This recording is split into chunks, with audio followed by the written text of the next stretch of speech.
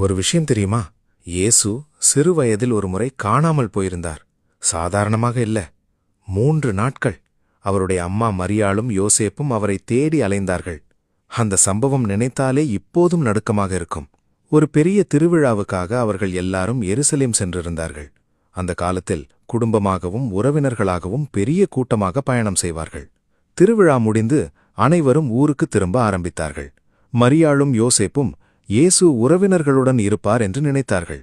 ஆனால் ஒரு நாள் முழுக்க பயணம் செய்த பிறகு அவர்கள் தேட ஆரம்பித்தார்கள். இயேசு எங்கே? முதலில் அமைதியாகத்தான் தேடியிருப்பார்கள். ஆனால் கொஞ்ச நேரத்துக்குப் பிறகு பயம் ஆரம்பித்திருக்கும்.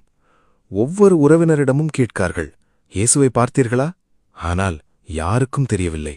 அந்த நேரத்தில் மரியாளின் மனநிலை எப்படி இருந்திருக்கும் தெரியுமா? ஒரு அம்மாவாக தன்னுடைய மகன் பெரிய நகரத்தில் தனியாக காணாமல் போயிருக்கிறார். அவர்கள் உடனே மீண்டும் எருசலேமுக்கு ஓடினார்கள். 1 நாள், 2 நாள், 3 நாள். ஆனால் இயேசுவை கண்டுபிடிக்க முடியவில்லை. ஒவ்வொரு நிமிடமும் பயம் அதிகரித்துக் கொண்டே போயிருக்கும். அவருக்கு ஏதாவது நடந்திருக்குமா?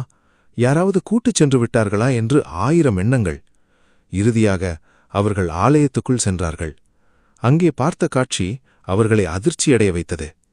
12 வயது சிறுவனான இயேசு அங்கிருந்த பெரிய மத அறிஞர்களுக்கு நடுவில் உட்கார்ந்து அவர்களோடு பேசிக் கொண்டிருந்தார். சாதாரணமாக இல்ல.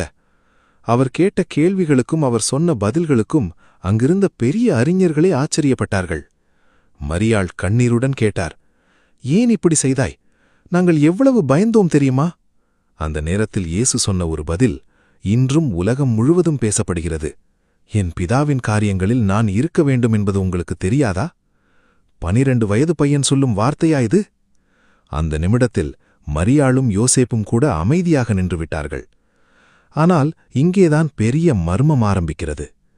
இந்த சம்பவத்திற்குப் பிறகு இயேசு 30 வயது வரைக்கும் அவருடைய வாழ்க்கை பற்றி வேதாகமத்தில் அதிகமாக எழுதப்படவில்லை.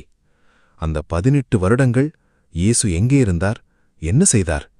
ஏன் அந்த காலத்தைப் பற்றி அவ்வளவு அமைதி? இன்று வரை அது உலக வரலாற்றின் பெரிய மர்மங்களில் ஒன்றாகவே இருக்கிறது.